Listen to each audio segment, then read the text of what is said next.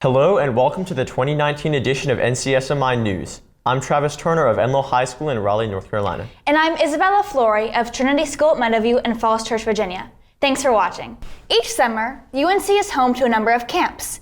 You'll see future scientists, basketball stars, and band leaders on campus honing their skills. Among these students are also aspiring journalists who have come to the UNC for the North Carolina Scholastic Media Institute. Reporter Anissa Carby of Eastern Guilford High School brings us more on the Institute and its role in mentoring future journalists. The shift of news media from paper to radio to mobile devices has affected our society in many different ways. We saw in the past century, we've seen technological advancements in news from going from newspapers to online to things that you can find on your phone as well. Today, media can be delivered rapidly to anywhere in the world, and anyone can publish content. Students here at NCSMI are learning about producing impartial content in this on-demand world. This year's theme, We the People, focuses on diversity in journalism and the importance of the free press in America. I think that it helps everyone to know that they have a role in the newsroom. Whether they're male, female, black, white, we all deserve a voice. I think that is so incredible, especially looking at countries that we even report on and we even have diplomatic relations with that have censorship and have things that we take for granted. Whether it's in print or online, free press is a privilege. And as students are learning this week, it comes with great responsibility. In Chapel Hill, I'm Anissa Carby, reporting for NCSMI News. Here's a fun fact. The first institute took place in 1936 when UNC's Daily Tar Heel newspaper staff started a program to mentor high school newspaper editors. NCSMI students spend a bulk of their time in UNC's School of Media and Journalism. The building is not only a place of learning for future journalists, it's also a place that honors past ones. Reporter Kathleen Green of West Johnston High School tells us about one particular person whose legacy at UNC runs deep. Walking around Carroll Hall, one name appears again and again: Kuralt. Charles Kuralt is remembered as one of America's finest journalists. He had this wonderful, deep, resonant voice that commanded attention. He could tell stories like virtually nobody else could. And that's what he liked to do. He was a storyteller. He liked the human part of journalism. He liked to tell people stories. Kuralt started working for CBS News in 1979 and helped create the segment On the Road that still continues today. He talked to the president of CBS about doing this, taking a crew with him.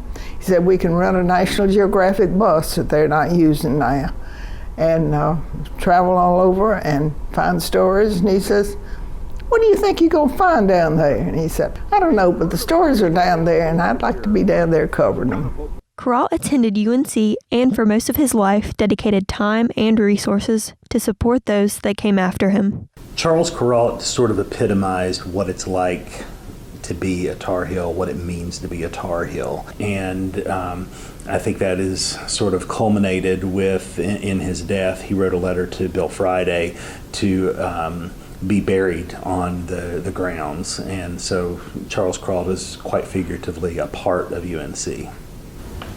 Here in the Kuralt Learning Center, visitors can see the lasting impact Kuralt has had on journalism and journalists around the world. In Chapel Hill, I'm Kathleen Green reporting for NCSMI News. Kuralt died in 1997, and his widow donated the contents of his office to the school. They're in the Kuralt Learning Center, which is open to the public by appointment. Tar Heel Athletics is gearing up for a big year of football. Reporter Ellie Castillo gives us a preview of some of the major changes in the football program. The Carolina football program is undergoing changes to prepare for the 2019 season. With new facilities, coaches, and players, it's a new era for the Tar Heels. It's an indoor facility that we didn't have for this, so during inclement weather, we had to either cram everybody in Eddie Smith or we had to cancel practice. So one of the main benefits of this building is we'll be able to practice during a thunderstorm, snow, ice, anything that we can't be outside for. Standing 86 feet tall, it's known as being one of the largest indoor practice facilities in the state. Try to do that so our punters can actually punt in here and not hit the ceiling. Incoming freshman punter agrees. I like kicking on turf a lot more than I do kicking on grass. It was the atmosphere that brought him to UNC. When I first came here, it was kind of like a second family at the beginning, and then it's kind of everyone was just one rather than like offense is there, defense is over here. everyone's just kind of like together. So I like that aspect of it. Team members say they're hopeful that the changes in the football program will lead to a successful season. I'm Ellie Castile reporting live from Chapel Hill, NCSMI News. UNC's first football game of the season will be on August 31st against the University of South Carolina. Carolina athletes play hard, and Carolina fans celebrate hard after a win. There's a certain street in Chapel Hill that plays a key role in the school's team spirit. Reporter Maddie Bimonti of Leesville Road High School has the story. It's a street as famous as the university itself. Franklin Street is the center for restaurants, shops, and student life.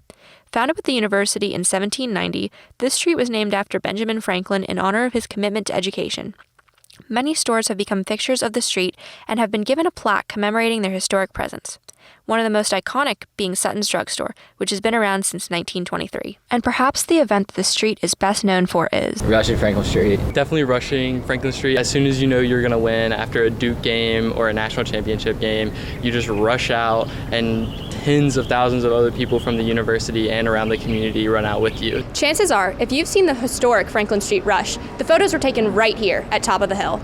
Franklin Street is not only a center for the university, but also for the Chapel Hill community. It's an important part of Chapel Hill because it's the very center. There's so much to do just in walking distance on this street. No matter the time or the people, the heart of Chapel Hill keeps beating. From Franklin Street, Maddie Bimonti reporting for NCSMI News.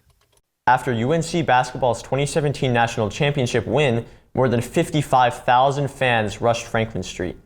Just one street over from Franklin Street is another Carolina icon, the Old Well. And as reporter Sophia Fuller of Wake Forest High School shows us, the Old Well has an old legend that goes along with it.